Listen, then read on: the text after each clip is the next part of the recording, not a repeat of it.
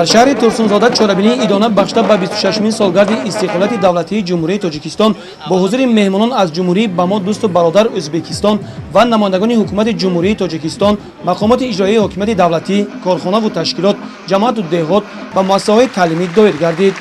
роҳбарияти шаҳри Турсунзода меҳмонону мардуми кишвар ва сокинони шаҳру деҳотро ба 26-мин солгарди ҷашни истиқлолияти давлатии Ҷумҳурияи Тоҷикистон табрик гуфта,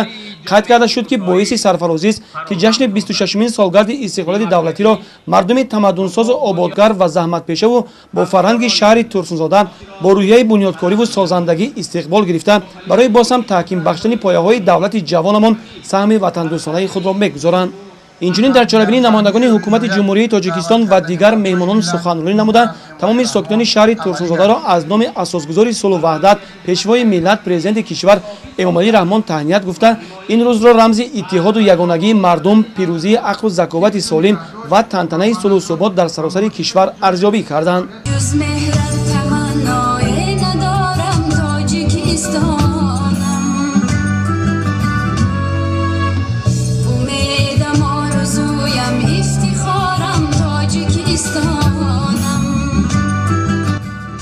барномаи рангини консертӣ, ки аз ҷониби шӯъбаи фарҳанги шаҳри Турсунзода ва хонандагони муассисаҳои таҳсилоти миёнаи умумӣ ташкил карда шуда буд, пешкаши меҳмонону сокинони шаҳр карда шуд. махсусан меҳмонони ба мо дӯсту ҳамсоя аз Ҷумҳурияи Ӯзбекистон, ки иштирокчии ин чорабинӣ буданд, ба ҳунарнамоии аҳли санъати тоҷикон баҳои баланд доданд.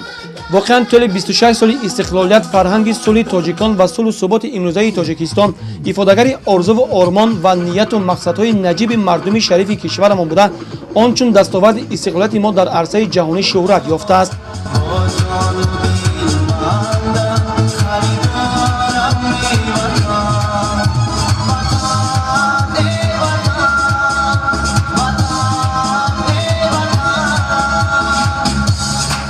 ҳамин тавр тантанаҳои ҷашнӣ дар минтақа бо рӯҳияи тозаи сокинони ин гӯшаи кишвар то дербоз давом дод.